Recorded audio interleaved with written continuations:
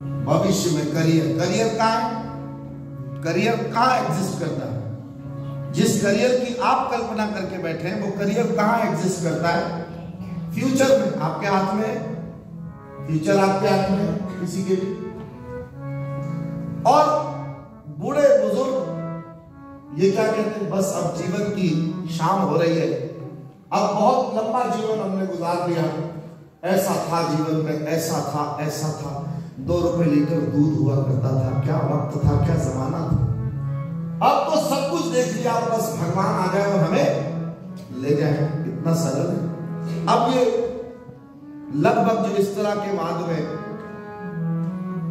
लगे हुए वो बूढ़े बुजुर्ग अपने अतीत से जुड़े हुए हैं, और अतीत भी हमारे हाथ में है। नौजवानों को देख रहा हूं तो वो भविष्यवादी है, बूढ़े बुजुर्ग जिन्होंने अपना जीवन पूरा कर लिया है वो कहां अटके हुए, वो अपने अतीत में। एक भविष्य की ओर देख रहा है, दूसरा अपने अतीत की ओर देख रहा है, और इन दोनों जगहों पर एनर्जी डाइवर्ट हो जाने के कारण वर्तमान आनंद शून्य होता चला जा रहा है। मौजूदा लम्हे में हम क्या कर रहे हैं? इस मौजूदा लम्हे में करने के लिए हमारे पास तो कुछ भी नहीं था, इसलिए हम या तो अतीतवादी हो गए या तो हम भविष्य की ओर दृष्टि करके देख रहे हैं। इसलिए वर्तमान जीवन में आनंद के क्षणों को व्यतीत करने के लिए अब हमारे पास और कुछ भी बाकी नहीं बचा। इसलिए अब इन दोनों छोर पर बैठे हुए जो लोग हैं, चाहे वो युवा हो या वो बूढ़े हो, ये दोनों यदि राम कृपा चाहते हैं तो उसके लिए राम के चरित्र को अपनाना पड़ेगा। भाई सोचो, इतना उच्चतम चरित्र है भगवान श्री राम का, त्रिकालदर्शी, त्रिकाल ज्ञान के ज्ञाता महर्षि वाल्मीकि जैसे एक पहुंचे हुए संत को उनका चरित्र लिखना पड़ा, जो सब कुछ जानते हैं, अपने आप में भगवत प्राप्त महापुरुष है वाल्मीकि जी महाराज। और ऐसे कितने तत्वदर्शी महापुरुषों और संतों से हमारी सनातन वैदिक संस्कृति भरी पड़ी हुई। एक एक संत के जीवन चरित्र को उठाकर देखिए, एक एक भक्त की कथा को उठाकर देखिए। भक्तमाल ग्रंथ की कथाएं आप सुनते ही रहते हैं। ये सब पहुंचे हुए सिद्ध और शुद्ध कक्षा के महापुरुष रहे, जिन्होंने अपने जीवन में भगवान को प्राप्त कर लिया। अब उनके पास और कुछ करना बाकी नहीं रहा।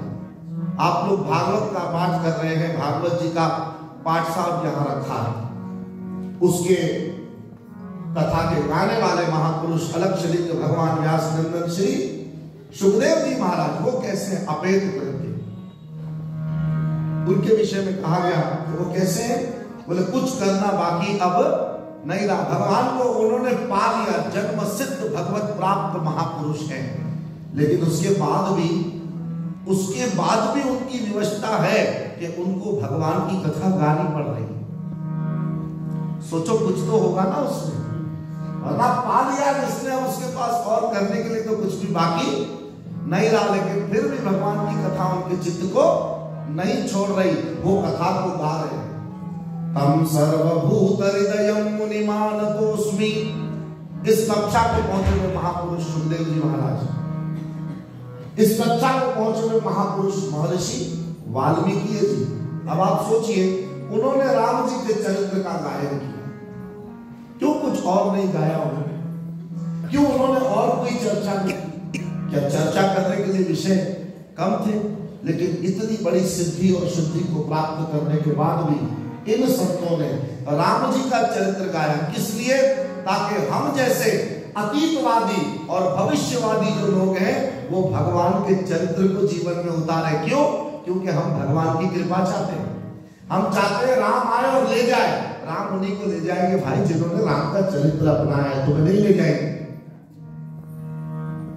राम उसी का भविष्य सुधारेंगे जिसने अपने जीवन में राम का चरित्र।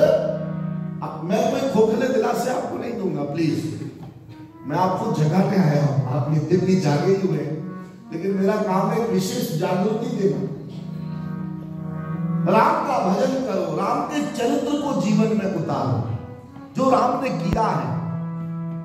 जो राम ने बोला वो तो हम करते नहीं, और हमारी अपेक्षा क्या है, राम आए और कैसे ले जाएगा भाई? तुमने उसके लिए कोई व्यवस्था नहीं, उसकी व्यवस्था करनी पड़ेगी। और उसकी व्यवस्था कैसे होगी?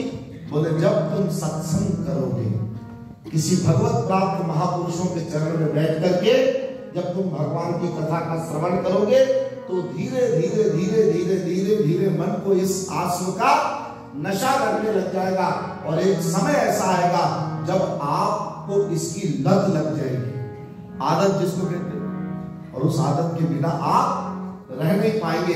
राम की अदा को जीवन में अपनाए बिना आपसे एक कदम चला नहीं जाएगा। आप कदम भी उठाएंगे तो आपको भय रहेगा, आपको सावधानी रहेगी, आपको सतर्कता रहेगी कि मेरा ये कदम जो है ये राम जैसा है या रावण जैसा है। और ये सावधानी आपको एक अनुपम जीवन की उपहार भेंट करेगी। इसलिए राम कथा को श्रवण करना बहुत जरूरी है, भगवान की कथा को श्रवण करना बहुत जरूरी। जिस फील्ड में और जैसे भी हमने जो भी उपलब्धियां की है, जो कुछ पाया है, वो पाई हुई धरोहर आपको मुबारक हो, लेकिन उसके बाद भी भगवान की कथा को मत छोड़ना। सब कुछ छोड़ देना, लेकिन भगवान की कथा को मत छोड़ना।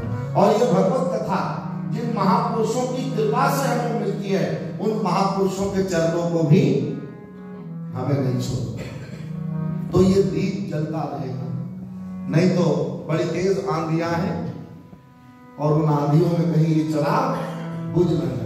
इसलिए ना भगवान की कथा को छोड़ो, ना भगवान की कथा सुनाने वाले ऐसे दिव्य महापुरुषों को छोड़ो।